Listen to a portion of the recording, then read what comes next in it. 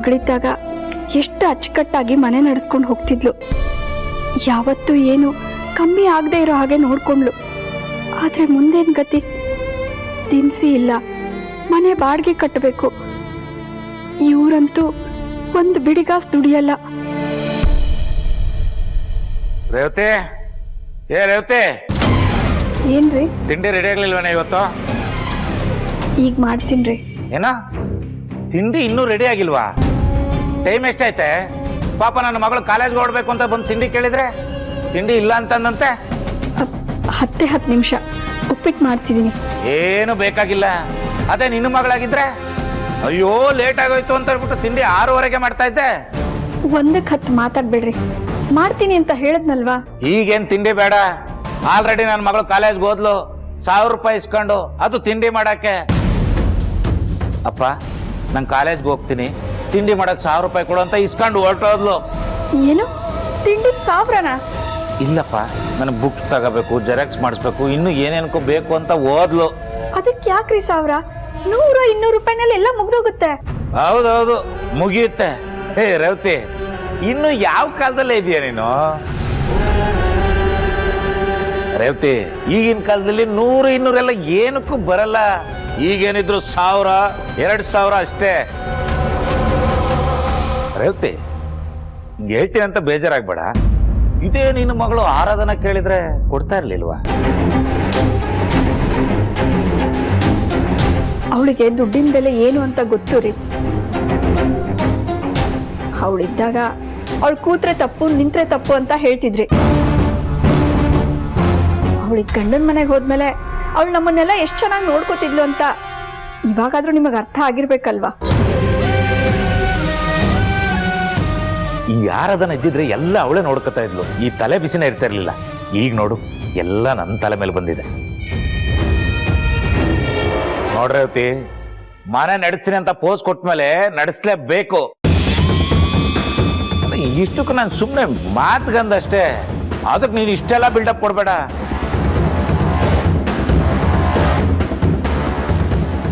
ರೀ, ಮನೆಗೆ ದಿನಸಿ ಎಲ್ಲ ತರಬೇಕು, ಸ್ವಲ್ಪ ದುಡ್ಡಿದ್ರೆ ಕೊಡಿ. ರೇವತಿ, ನನ್ನ ಹತ್ರ ದುಡ್ಡು ಎಲ್ಲಿದೆ? ನನ್ನ ಮಗಳು ಇಸ್ಕೊಂಡು ಹೋದ್ಲು ತಾನೆ. ಈಗೇನು ನೀನ್ ತಿಂಡಿ ಮಾಡ್ತೀಯ ಮಾಡಲ್ವಾ? ಅಲ್ಲ ರೀ, ಅದು ರೇಷನ್. ಬರೀ ಇದೇ ಗೋಳಾಯ್ತು ನಿಂದ ಯಾವಾಗ್ಲೂ. ರೀ, ನಿಮ್ಮನೆ ಕೇಳ್ತಿರೋದು. ಯಾಕೆ ತಂದ್ರಿ? ಯಾಕೆ ಅಂದ್ರೆ ನಿಮ್ಗೋಸ್ಕರ ಮುನಿಯಮ್ಮ. ನಾನ್ ತಂದ್ಕೊಡಿ ಅಂತ ಕೇಳಿದ್ನಾ? ನೀವ್ ಕೇಳಿದ್ರೆ ಮಾತ್ರ ತಂದ್ಕೊಡ್ಬೇಕಾ? ಡೈಲಿ ಉಡ್ಕೊಳಕ್ ಸೀರೆ ಬೇಡವಾ? ಹೇಗಿದೆ ಅಂತ ಹೇಳಿ. ಈ ಬಳೆ ಅದೇನೋ ಹೂ ಅಂದ್ರಲ್ಲ, ಇದನ್ನೆಲ್ಲ ಯಾಕೆ ತಂದ್ರಿ? ಒಳ್ಳೆ ಲಾಯರ್ ತರ ಪ್ರಶ್ನೆ ಮಾಡ್ತೀರಪ್ಪ. ಯಾಕೆ ತಂದ್ರಿ ಅಂತ ಕೇಳಿದ್ರೆ ನನ್ನ ಹೆಂಡತಿಗೋಸ್ಕರ ತಂದೆ. ಅದೇನ್ ಹೇಳ್ತಿದ್ರೋ ನನಗೆ ಕೇಳಿಸ್ತಿಲ್ಲ, ಸ್ವಲ್ಪ ಜೋರಾಗಿ ಹೇಳಿ. ಹೊಸದಾಗಿ ಮದ್ವೆ ಆದಾಗ ಮೂವಿಲೆಲ್ಲ ತೋರಿಸ್ತಾರಲ್ಲ, ಗಂಡ ಹೆಂಡತಿಗೆ ಸೀರೆ ಬಳೆ ಮೈಸೂರು ಪಾಕೆಲ್ಲ ತರ್ತಾರಲ್ಲ, ಅದೇ ತರ ನಾನು ತಂದೆ. ಯಾಕೆ ಇಷ್ಟ ಆಗ್ಲಿಲ್ವಾ? ರಾಜ್, ಇವಾಗ ಇದೆಲ್ಲ ಯಾಕೆ ಬೇಕಿತ್ತು? ಏನೋ ನೀವು ಖುಷಿ ಆಗ್ತೀರಾ ಅಂತ ನಾನೇ ಹೋಗಿ ಸೆಲೆಕ್ಟ್ ಮಾಡಿ ತಗೊಂಡ್ಬಂದೆ. ನೀವು ನೋಡಿದ್ರೆ ಗುರ್ರ ಅಂತಿದ್ದೀರ. ಎಲ್ರ ತರ ನಮ್ ಮದ್ವೆ ನಡೀತಾ ರಾಜ್? ಇಲ್ಲ ತಾನೆ. ಮದ್ವೆ ಆದಾಗಿಂದ ಇಬ್ರು ಜೀವನನೂ ಅಲ್ಲೋಲ ಕಲ್ಲೋಲ ಆಗೋಗಿದೆ. ಆದ್ರೆ ನೀವ್ ನೋಡಿದ್ರೆ ಏನು ಆಗೇ ಇಲ್ಲ ಅನ್ನೋ ತರ ಮಾತಾಡ್ತಿದ್ದೀರಾ. ಅಲ್ಲ ಮುನಿಯಮ್ಮ, ನೀವು ನಾನು ಸುಮ್ಮನಿದ್ದೀನಿ ಅಂದ ಮಾತ್ರಕ್ಕೆ ನಮ್ಮ ಮಧ್ಯೆ ಎಲ್ಲ ಸರಿ ಹೋಗಿದೆ ಅಂತ ಅರ್ಥ ಅಲ್ಲ. ನಿಮಗೆ ಗೊತ್ತಿದೆ ನಮ್ಮ ಸಂಬಂಧ ಏನು ಅಂತ. ಜೊತೆಗೆ ನಿಮ್ಮಮ್ಮ ಈ ಮದ್ವೆನ ಮದ್ವೆ ಅಂತಾನೆ ಒಪ್ಕೊಂಡಿಲ್ಲ. ಅವ್ರು ತುಂಬಾ ನೊಂದ್ಕೊಂಡಿದ್ದಾರೆ. ಇದೆಲ್ಲ ಮರ್ತೋಯ್ತಾ ರಾಜ್? ಐಮ್ ಸಾರಿ ಮುನಿಯಮ್ಮ, ನಾನು ಯಾವುದನ್ನು ಮರ್ತಿಲ್ಲ. ಅಮ್ಮನ ಜೊತೆ ಮಾತಾಡಬೇಕು ಅಂತಾನೆ ನಾನು ಕಾಯ್ತಾ ಇದ್ದೀನಿ. ಹಾಗೆ ನಿಮ್ಮ ಪರಿಸ್ಥಿತಿನೂ ನನಗೆ ಚೆನ್ನಾಗಿ ಗೊತ್ತು. ಒಂದೇ ದಿನದಲ್ಲಿ ಜಾಗ, ಸಂಬಂಧಗಳು, ಪರಿಸ್ಥಿತಿ ಎಲ್ಲ ಬದಲಾಯಿತು. ನಿಮ್ಮ ಮನಸ್ಸೀಗ ಹೇಗೆ ಒದ್ದಾಡ್ತಿದೆ ಅಂತ ನನಗೆ ಚೆನ್ನಾಗಿ ಅರ್ಥ ಆಯ್ತು. ಎಲ್ಲ ಗೊತ್ತಿದ್ದು ನಾವಿಬ್ರು ಏನೋ ಮಹಾ ಸಂಭ್ರಮದಲ್ಲಿದ್ದೀವಿ ಅನ್ನೋ ಥರ ಇದನ್ನೆಲ್ಲ ತಂದಿದ್ದೀರಾ. ಯಾರಾದ್ರೂ ನೋಡಿದ್ರೆ ಏನ್ ಅನ್ಕೊಳ್ಳಲ್ಲ? ನೀವು ನಗ್ನಗ್ತಾ ಇರೋ ಥರ ಮಾಡಬೇಕು ಅಂದ್ಕೊಂಡೆ. ಈ ಥರ ಏನೋ ಮಾಡೋದ್ರಿಂದ ನಿಮ್ಗೆ ಇಷ್ಟ ಆಗತ್ತೆ, ನೀವು ಖುಷಿ ಆಗಿರ್ತೀರಾ ಅಂತ ತಂದೆ. ನಿಮ್ಗಿದ್ರಿಂದ ಬೇಜಾರಾಗಿದ್ರೆ ಐಮ್ ಸಾರಿ ಮುನಿಯಮ್ಮ.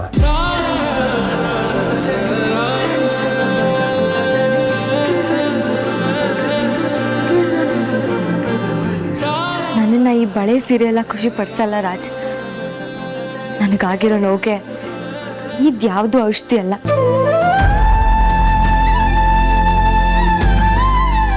ಸಾರಿ. ನೋಡಿ, ನೀವು ಮೊದಲಿನ ಥರನೇ ಇರಿ. ಒಂದೇ ಸರಿ ಈ ಥರ ಗಂಡನ ಥರ ನಡ್ಕೊಂಡ್ರೆ ನನಗೆ ಅರ್ಗಿಸ್ಕೊಳ್ಳೋದಕ್ಕಾಗಲ್ಲ. ಇದೇನಿದು ಈಗ ಹೇಳ್ಬಿಟ್ರು?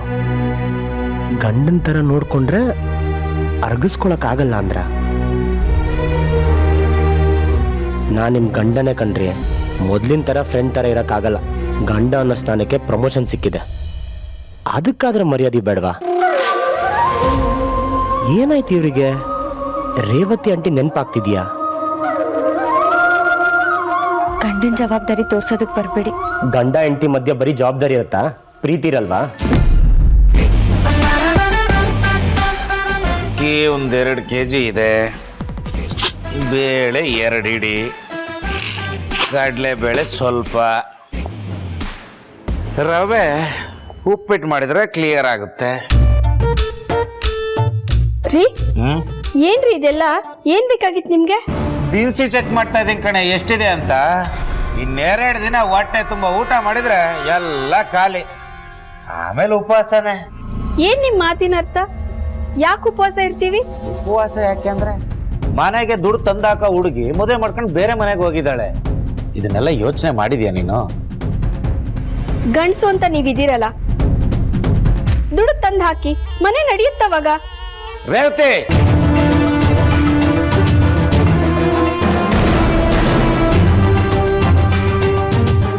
ಇದಕ್ಕೆ ನೋಡಿ ನಿಮ್ದು ಅಡ್ಡಿ ಅನ್ನೋದು. ನಮ್ಮ ಮಗಳು ಶ್ರೀಮಂತರ ಮನೆ ಸೊಸೆ, ಹೂ ಜೊತೆ ನಾರು ಸ್ವರ್ಗಕ್ಕೆ ಹೋಯ್ತಂತೆ. ಹಂಗೆ ನಾವು ನಮ್ಮ ಮಗಳ ಜೊತೆ ಉದ್ಧಾರ ಆಗೋಣ ಅನ್ಕೊಂಡ್ರೆ ನೀವಿದಿರಲ್ಲ ಗಂಡ್ಸು ದುಡಿರಿ ಅಂತೀಯಲ್ಲ. ಈ ವಯಸ್ಸಲ್ಲಿ ಆಗುತ್ತೇನೆ? ಗೊತ್ತಿತ್ತು ರೀ, ನನಗ್ ಗೊತ್ತಿತ್ತು. ಅದೇನೋ ಹೇಳ್ತಾರಲ್ಲ, ಅತಿ ವಿನಯಂ ಧೂರ್ತ ಲಕ್ಷಣಂ ಅಂತ. ನೀವ್ ಹೀಗೆ ಬೆಣ್ಣೆ ತರ ಮಾತಾಡ್ದಾಗ್ಲೇ ಅನ್ಸಿತ್ತು ನಿಮ್ ತಲೆನಲ್ಲಿ ಇಂಥದೇ ಒಂದ್ ಯೋಚನೆ ಓಡಾಡ್ತಿರತ್ತೆ ಅಂತ. ದಯವಿಟ್ಟು ಈಗ್ಲಾದ್ರೂ ಆರಾಧನಂಗೆ ನೆಮ್ಮದಿಯಾಗಿರಕ್ ಬಿಡಿ. ರೇವತಿ, ನೀನು ನನ್ನನ್ನ ತಪ್ಪು ತಿಳ್ಕೊತಾ ಇದೀಯ. ಪಾಪ ನನ್ನ ಮಗಳು ಅಲ್ಲಿ ನೆಮ್ಮದಿಯಾಗಿರ್ಲಿ ಅಂತಾನೆ ನಾನು ಇಷ್ಟೆಲ್ಲ ಹೇಳ್ತಾ ಇರೋದು.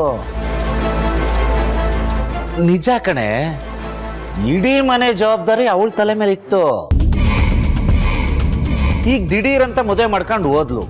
ಅಂತ ವೈಭೋಗ ಆ ಮನೇಲಿ ಇದ್ರೂ ಅವಳ ಮನ್ಸು ಈ ಮನೆ ಕಡೆನೇ ಯೋಚನೆ ಮಾಡ್ತಾ ಇರುತ್ತೆ.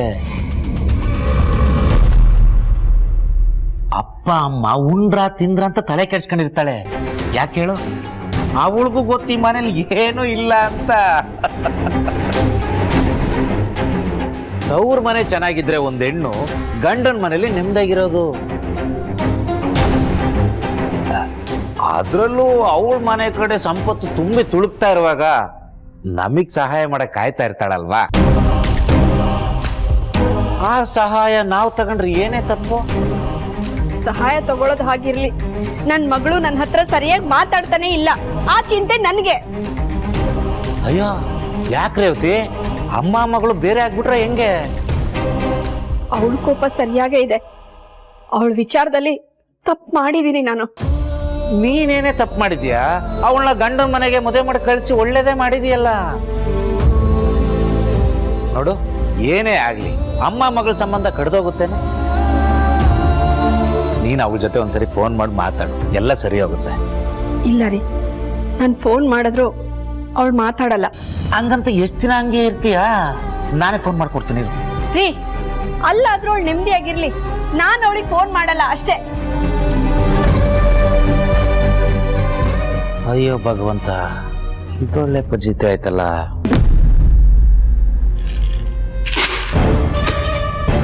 ರೇಷನ್ ನೋಡಿದ್ರೆ 2 ದಿನಕ್ಕೆ ಖಾಲಿ ಆಗುತ್ತೆ.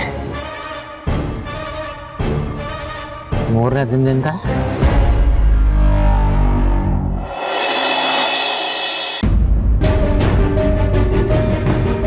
ಎಲ್ಲಿ ಸುಶಾಂತ್ ಆರಾಧನಾ ಕಾಣ್ತಿಲ್ಲ?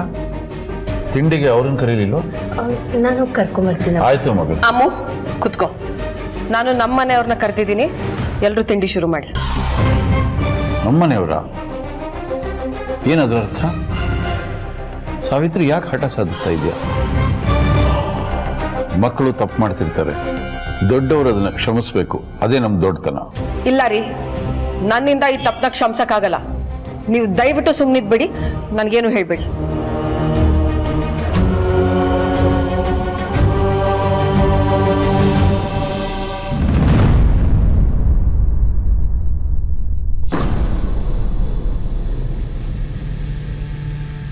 ಸುಶಾಂತ್, ಬಾಪ್ಪ.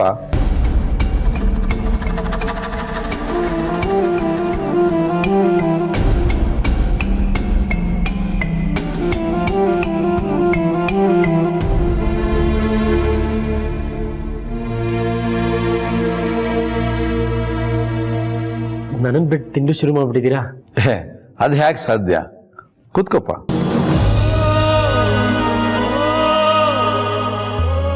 ಹೌದು, ಎಲ್ಲಿ ನಿನ್ ಶ್ರೀಮತಿ?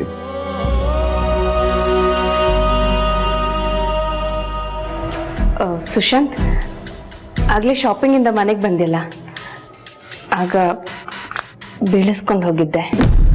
ತಗೋ.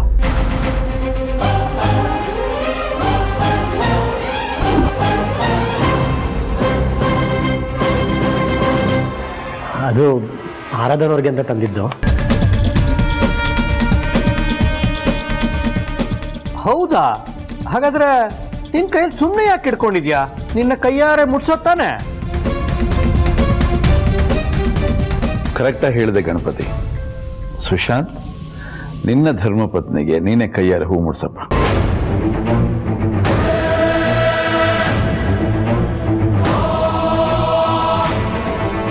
ಅಯ್ಯೋ ಮುಡ್ಸಪ್ಪ. ಮದುವೆ ಆದ ಹೊಸ್ತರಲ್ಲಿ ಎಲ್ಲ ಗಂಡು ಮಕ್ಕಳು 1 ವರ್ಷ ಇದೇ ಕೆಲಸ ಮಾಡೋದು. ನಾನು ಕೂಡ 2 ವರ್ಷ ನಿಮ್ಮಮ್ಮಂಗೆ ಮಲ್ಲಿಗೆ ಹೂ ತಂದು ಕೊಡ್ತಾ ಇದ್ದೆ. ನಾನೇ ಮುಡಿಸ್ಬೇಕು.